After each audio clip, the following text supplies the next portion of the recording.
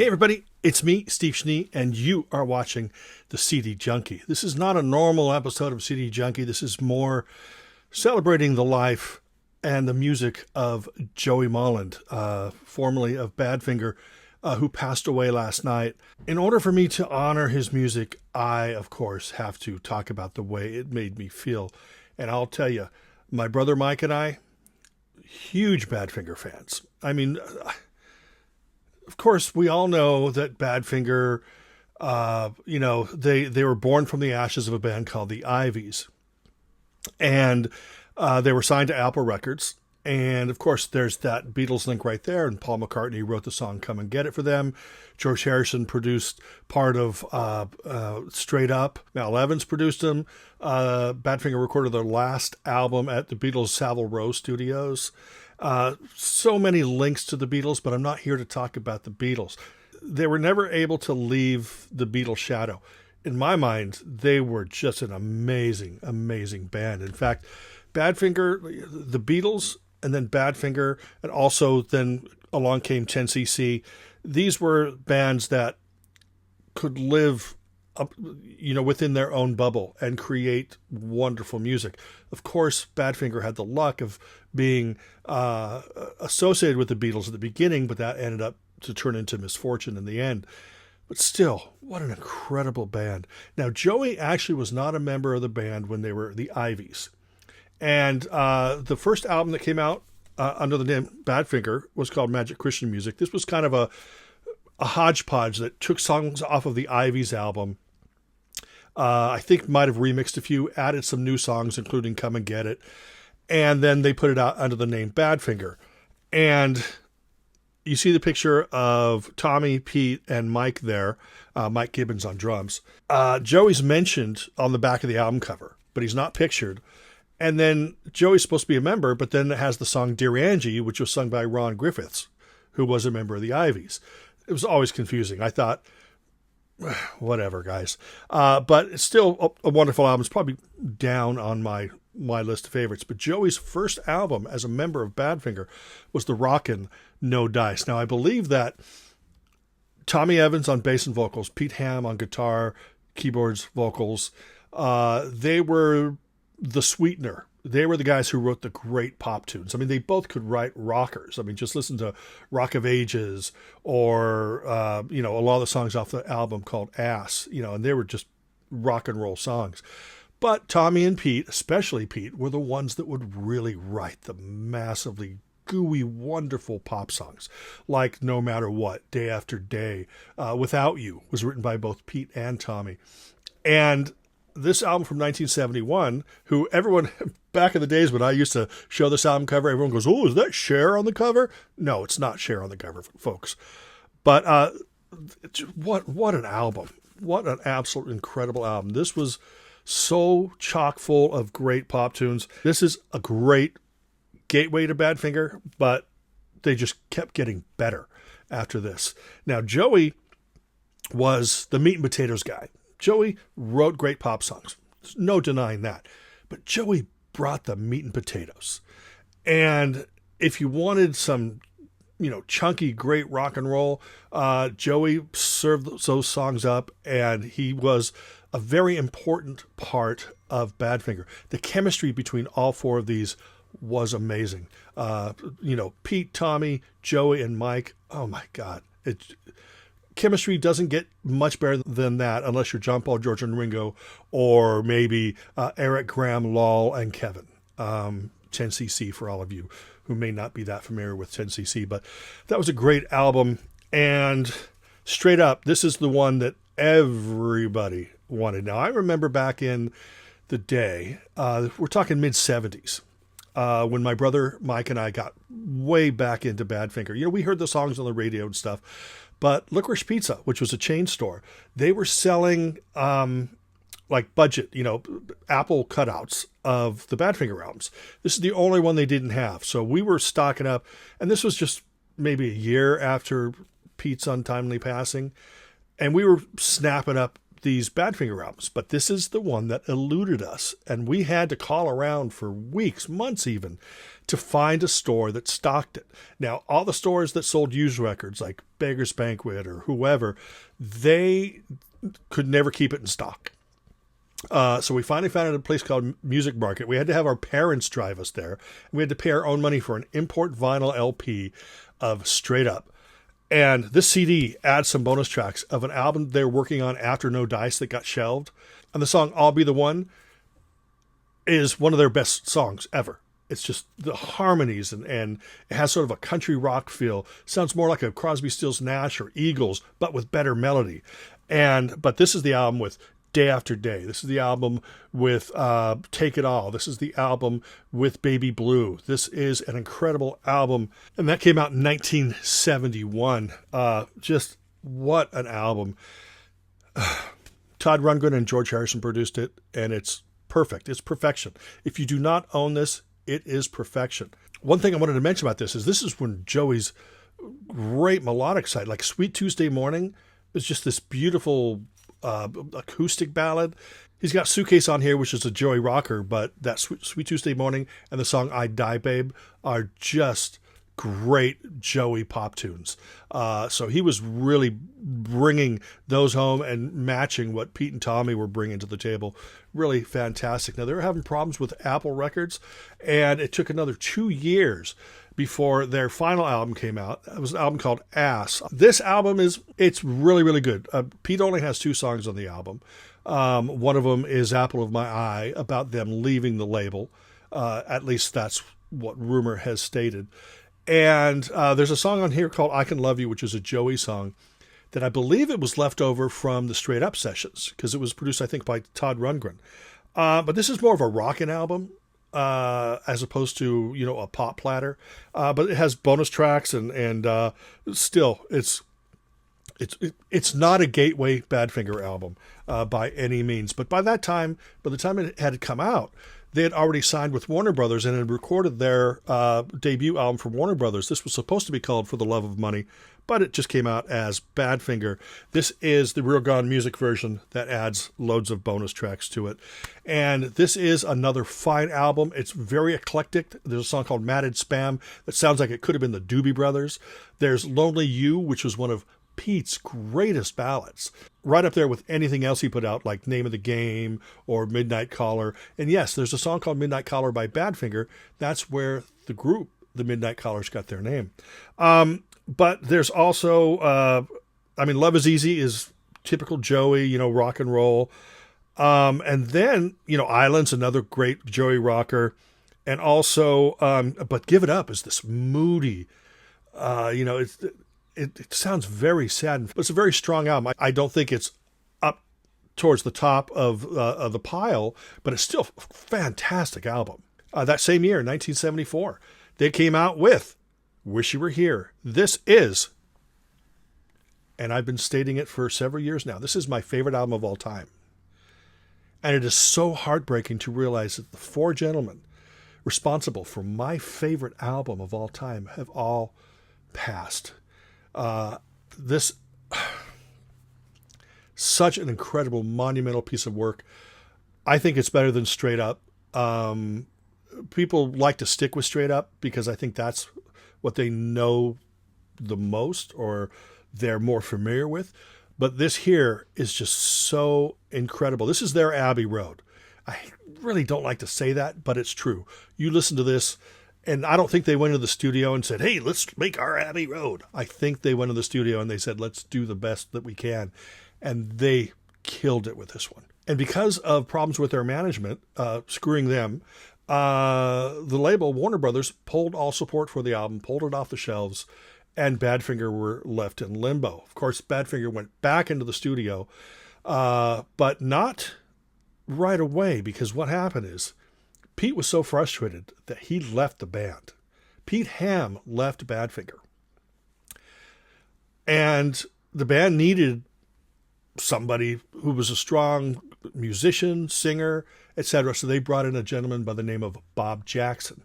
And then management, I guess, they were able to coerce Pete Ham to come back into Badfinger. So very briefly, they were a 5-piece, but then Joey Molland left. So I can't really focus on this because this is more about Joey.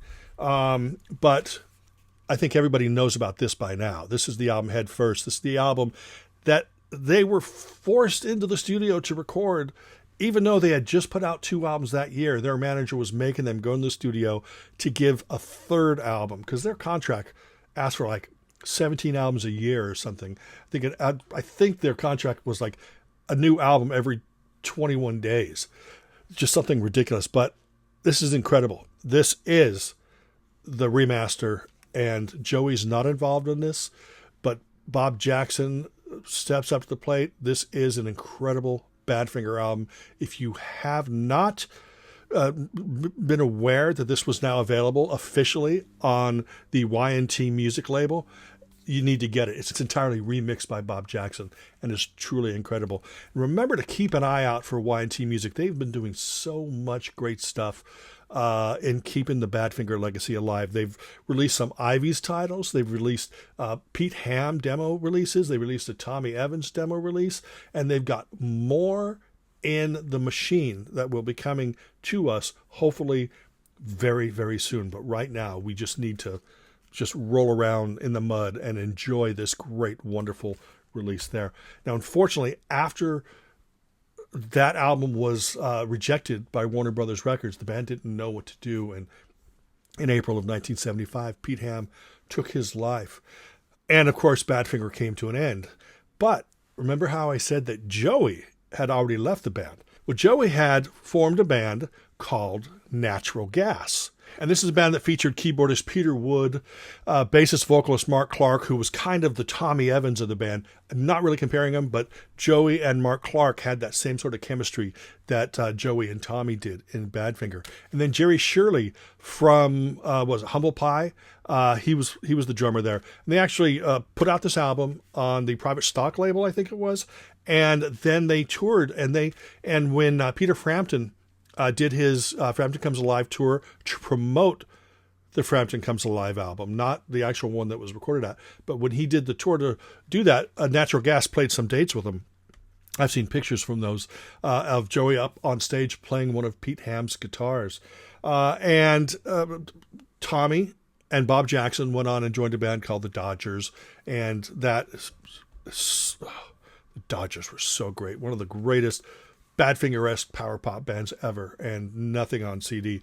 But Tommy and Joey got back together, and they put out the album Airwaves. That came out in 1979. This is the tour that I saw him on. By this time, Tony Kaye from Yes and Detective was playing keyboards for him. I saw him at the Roxy, and actually shook Tommy Evans' hand. And in fact, they opened with Lookout California and Rock and Roll Contract medley. At that point, I'd never heard Rock and Roll Contract. So to me, it's, whoa, this is a Badfinger song I've never heard. So it was fantastic. But they did a great set, and it was so great to see Badfinger at this. Unfortunately, when they signed to Elektra, they were going to make a rock and roll Badfinger power pop album. In fact, there was an article, I think, in Cream magazine that just a little blurb, and it said, we talked to Badfinger's Joey Molland about their forthcoming album and asked him if it was going to be power pop. And Joey said, well, it's certainly pop, and we think it's powerful, which kind of told me it's not going to be a power pop album. Well, there's a couple great songs like Love Is Going to Come at Last. I love this album. But they were working with David Malloy, a producer that was more familiar with, Elektra's like country artists.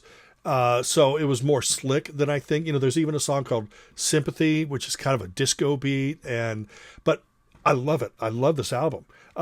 There's a song called Come Down Hard, which is just a crunchy Joey rocker. But he comes up with Love Is Going to Come at Last, which is one of his greatest pop things. That was the great thing. Beginning with like Wish You Were Here, Joey was no longer the meat and potatoes guy. He was right there on the level with Pete and Tommy. It was really incredible. And then a couple years after that, out comes Say No More, which found Pete, Tommy, and Tony Kaye and some other musicians working with them. And this, in my opinion, is fantastic. This is my third favorite Badfinger album because it's just this great power pop, melodic, hook-filled album. This was a rock and roll album, but it was a power pop album. I think this is the most, Badfinger are sort of called, one of the greatest power pop bands, and I believe that they are. But some of their albums have ballads and stuff like that, and those sometimes don't fall in the power pop canon. But this one here, every song is just hook-filled, upbeat. Even the ones that were kind of getting, like too hung up on you or something that sound like they're going to be ballads, well, they, beef them up, and it's just a hook fill. So if you've passed on this album, go back and get it. But after this album, Badfinger split. Now, I saw a version of Badfinger after this album came out, and it was great because one of my favorite LA bands from the new wave power pop era was a band called The Scooters, featuring Larry Lee, who had spent many years in a duo called Peach and Lee. And Peach and Lee, incredible. If you have not bought that demos collection from last year, definitely check it out. I believe you can get it at Cool Cat Music. Both Arliss Peach and Larry Lee, incredible songwriters. And man, the chemistry between them was amazing. But Larry Lee formed a band called The Scooters, and he had a drummer in that band called Bobby Dean Wickland. And when I saw Badfinger in, I think it was 82, probably, at Magic Mountain, which is a theme park, it was Joey Molland. Tommy was no longer in the band, but Larry Lee was bass and vocals. Bobby Dean Wickland was on drums. And then Joe Tansen was on guitar. Now, Joe Tansen played a big part in the Airwaves album. But anyway, so that's it with Badfinger. So much great music. Now let's talk about Joey. Now, Joey, incredible. So, like I said, the chemistry. If Joey had not joined Badfinger by No Dice, Badfinger would not have been Badfinger. Well, they would have been operating under that name, but they would not have been Badfinger, if you know what I mean. Just like the Beatles had to be John, Paul, George, and Ringo. The Beatles were never going to be as big as they were if it was John, Paul, George, and Pete. But then Joey, after Say No More, he went solo. And first time I saw his name out there was a band called Money. And Joey Molland produced the album. And then that same year on the same label, After the Pearl came out. I love this album. I think side one is a lot stronger than side two, but there's lots of great songs on that album. And that album came out in 1983 and eventually, obviously, issued on CD officially. And then he didn't put out another album until The Pilgrim from 1992. This is a much more rockin' album. And lots of great songs on it too, but it's more rock and roll. This was poppy with a little touch of, I don't want to say new wave, but maybe AOR new wave, but it was a great, great little album. And then like another 5 years later, he put out a demos album called Basil. And then in 2001, he put out an album called This Way Up, which is a fine, fine collection of Joey Molland tracks. 2013, 12 years later, he put out an album called Return to Memphis, and that came out in 2013. And then finally, in 2020, he put out an album called Be True to Yourself. This was produced by Mark Hudson. And if you like the Ringo albums that were produced by Mark Hudson, because he knows how to arrange and produce great pop music, that's what this is. It's just a great collection of modern pop, but with more of a 60s, early 70s vibe, and it's a great collection of songs. And then that is it. Now, when this album came out, I actually interviewed Joey Molland to promote this album. I try to be as respectful as possible, so I didn't push him too much about the Badfinger stuff. So we made an agreement, before I started the interview, that I would insert a couple Badfinger questions throughout, but we would focus on his solo career, and that's what we did in that interview. I'm going to have the link in the description box below. I'm also going to put the link to the interview I did with Bob Jackson about Head First. I'm going to put that in the description box below. And that is it. I actually did get to meet Joey at a Beatle Fest. He was very, very, very kind. It was a Beatle Fest or Fest for Beatle Fans or Beatle Geeks Unite or whatever it was called. And that was 2014. Super duper nice guy. I did meet him and the rest of the band at that Magic Mountain gig. We did not meet them at the Roxy show, but that's because our parents were outside waiting for us. But our parents were so cool. They drove up to the Roxy in LA from Orange County, dropped us off to see Badfinger, And they probably went and got dinner, maybe went to Barney's Beanery, or, whatever, I don't know, maybe they went and got wasted somewhere. But no, my parents weren't like that, I don't think. But yeah, but Badfinger's been such an integral, important part of my life. The fact that Wish You Were Here is my favorite album of all time is mind-boggling. I mean, to think that Pete Ham and Tommy Evans, both of whom took their own lives, Mike Gibbons, who passed away of a heart attack, and now Joey Molland, those four gentlemen together, they made magic. And it's sad to think that now we walk around in this world without these people, without being able to walk up to them and shake their hand and say thank you. It's sad. But we have the music to carry them on. Celebrate Joey. Play your Badfinger. Play your Joey.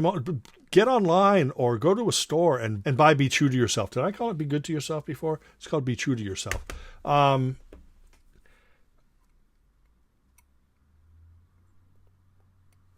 It's very, very, very important that we connect with the music. And I can only hope that the music of Badfinger and Joey Molland brought you as much joy as it did me. And if you haven't dived in yet, what are you waiting for? Just do it. So we celebrate the music of Joey Molland with this very long video. I apologize, but I got carried away. I thought it was just going to be a short, hey, thanks, Joey, see you later. But you can't do that with somebody whose music that I love and whose music that matters so much. But thank you for taking the time to watch this video. I really appreciate it. Remember to like, comment, share, subscribe.